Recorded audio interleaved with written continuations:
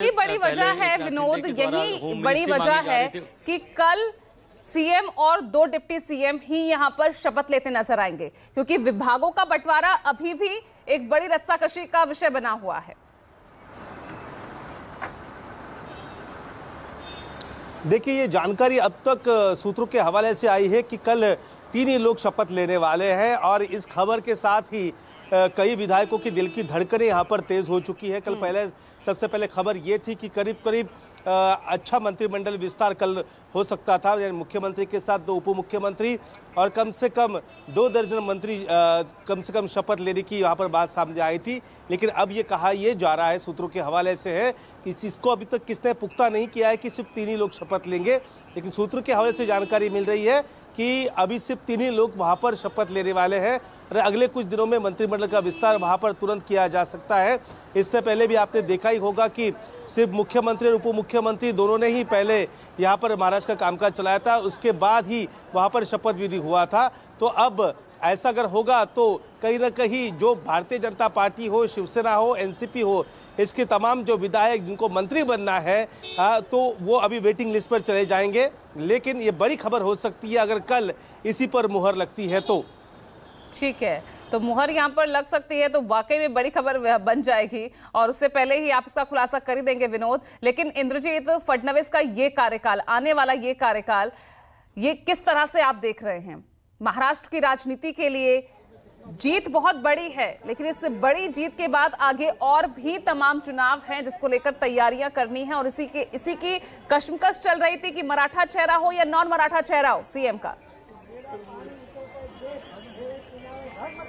जी बिल्कुल, उनके लिए अग्नि परीक्षा भी होगी, क्योंकि आने वाले समय में बहुत सारे महानगर पालिकाओं के चुनाव है। अगर मुंबई महानगर पालिका की ही बात करें तो जो उसका बजट है वो कई राज्यों से बड़ा बजट है और वो शिवसेना उद्धव गुट के लिए मुंबई काफी मायने रखती है। इसलिए शिवसेना यूबीटी इस पर काफी जोर लगाएगा और कहीं न कहीं देवेंद्र फडणवीस के सामने चुनौती होगी कि किस तरह से वो शिवसेना यूबीटी से जो मुंबई की सत्ता है वो हासिल करें। इसके अलावा आसपास की महानगर पालिका की बात करें तो थाने महानगर पालिका का चुनाव है, नवी मुंबई महानगर पालिका का चुनाव है, इसके अलावा दर्जनों नगर पालिकाओं के चुनाव है। इन सब में अपना प्रदर्शन करना होगा, क्योंकि ये महानगर पालिकाएं भी काफी महत्वपूर्ण है, क्योंकि जैसा कि मैंने पहले बताया कि मुंबई का बजट कई राज्यों से अधिक है। इस तरह से नवी मुंबई है, थाने है, कल्याण डोंबिवली है, ये महानगर पालिकाएं इतनी इम्पोर्टेंट है कि कई सारे जो विधायक होते हैं वो सोचते हैं कि एक बार वो मेयर बन जाए,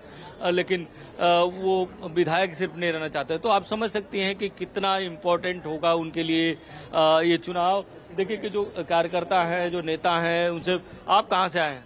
महाराष्ट्र से, अहिल्यानगर। तो आगे किस तरह की चुनौती देख रहे हैं, क्योंकि बहुत सारे महानगर पालिका के चुनाव होने हैं, तो किस तरह की चुनौती रहेगी देवा भाऊ के लिए? कोई चुनौती नहीं, क्योंकि महाराष्ट्र में जो लाडली बहना है, लाडली बहना की वजह से पूरा महाराष्ट्र में अच्छा सरकार आया है और बहुत खुशी है किसानों में और लाडली बहना में। अच्छा, किसानों में खुशी है। किसान किस लिए खुश है? किसान को अभी मुफ्त बिजली दी है और किसानों को जो स्कीम है बड़े बड़े, उनको महीना में 2000 रुपए आ रहे हैं। लाडली बहना को 1500 रुपए आ रहे हैं, उनकी भी बढ़ोतरी होगी। आपका नाम क्या है? मंगल सेठ है, दक्षिण मुंबई में रहता हूँ। यहाँ पे क्या लग रहा है कि देवा भाऊ से क्या उम्मीद है? यहाँ पे क्या होना चाहिए? यहाँ पे ट्रैफिक की समस्या है, ये सब छोटी छोटी समस्याएं हैं यहाँ पे। ये छोटी सी समस्या है, लेकिन उनका जो है, उन्होंने कहा था मेरा पानी उतरते देख मेरे किनारे घर मत बनाना, मेरा पानी उतरते देख मेरे किनारे घर मत बनाना। मैं समुंदर हूँ, लौट के आऊंगा। और वापिस लौट के आए भाऊ, हक्काशा भाऊ, देवेंद्र भाऊ। जैसे स्वर्ग में इंद्र है वैसे धरती पे देवेंद्र है, देश में नरेंद्र है, महाराष्ट्र में देवेंद्र है। तो अब देखिए कि जो देवेंद्र फडणवीस की है, उनकी पॉपुलैरिटी किस तरह की है और महाराष्ट्र में कम से कम ये मान सकते हैं कि वो सर्वमान्य नेता हैं। यही कारण है कि सिर्फ एक ही नाम चंद्रकांत पाटिल ने उनका नाम प्रस्तावित किया और सभी नेताओं ने एक सुर में उनका अनुमोदन किया। तो कहीं न कहीं कोई भी विरोध नहीं था। जो विधायक दल का नेता चुना गया, सर्वसम्मति से चुना गया, इसके लिए देवेंद्र फडणवीस ने सभी का आभार भी व्यक्त किया। साथ ही निर्मला सीतारमण ने भी आभार व्यक्त किया कि सभी एक सर्वसम्मति से एक नेता चुना गया। भारतीय जनता पार्टी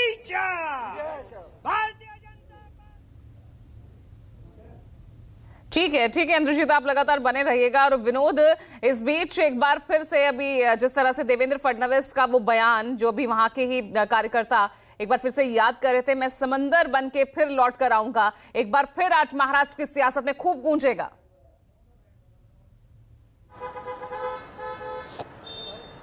देखिए, मैं आपको बात बताना चाहता हूं कि देवेंद्र फडणवीस ने ये बयान विधान भवन में दिया था, और जब उद्धव ठाकरे ने उनके साथ, उनकी पार्टी के साथ सरकार नहीं बनाई और एक अलग गठबंधन बनाया, तब देवेंद्र फडणवीस ने ये कहा था, और ये काफ़ी मशहूर भी हुआ था तब डायलॉग, और आज जाकर सच भी हुआ है। उन्होंने कहा था कि मेरा पानी उतरते देख मेरे किनारे घर मत बनाना, मेरा पानी उतरते देख मेरे किनारे पे घर मत बनाना, मैं समंदर हूँ, लौट के ज़रूर आऊँगा। तो ये वापस लौट कर आए हैं। आप अगर पूछ रही हैं कि देवेंद्र फडणवीस के सामने चुनौती क्या है, तो सबसे पहली चुनौती ये है कि महाराष्ट्र में सबसे एक ज़रूरी मुद्दा जो विपक्ष लगातार उठाते आ रहा है, वो है कि महाराष्ट्र के रोजगार गुजरात जा रहे हैं, और ये हमेशा का आरोप लगता है। तो महाराष्ट्र को उद्योग और काम के क्षेत्र में नंबर 1 बनाना, इसके अलावा एक क्राइम फ्री कैपिटल मुंबई हो, या फिर महाराष्ट्र को सबसे अच्छा एक कानून व्यवस्था के मामले में आगे लेकर जाना, ये ज़रूरी है। मराठा आरक्षण का मुद्दा भी सबसे बड़ा एक चैलेंज बनके सामने आने वाला है। 27 जिला परिषद और 26 महानगर पालिका के चुनाव और करीब 260 नगर पंचायत नगर पालिका के चुनाव अब तक होने बाकी है। तो ये मिनी विधानसभा चुनाव में अच्छा परफॉर्मेंस करना, अपने दोस्तों को साथ लेकर, ये सबसे बड़ी चुनौतियां देवेंद्र फडणवीस के सामने फिलहाल खड़ी हुई नजर आ रही है। जी चलिए, तो ताज तो पहन रहे हैं, लेकिन ये ताज का जो सफर है आगे का, वो उतना भी आसान नहीं दिख रहा है। अब उसको किस तरह से पार करेंगे, लेकिन फिलहाल सभी की नजर दोपहर 3 बजे होगी, जब राज्यपाल के सामने यहां सरकार बनाने का दावा पेश करेंगे देवेंद्र फडणवीस अपने तमाम दूसरे नेताओं और सहयोगी दलों के नेताओं के साथ। बहुत बहुत शुक्रिया आपका हमारे साथ जुड़ने के लिए।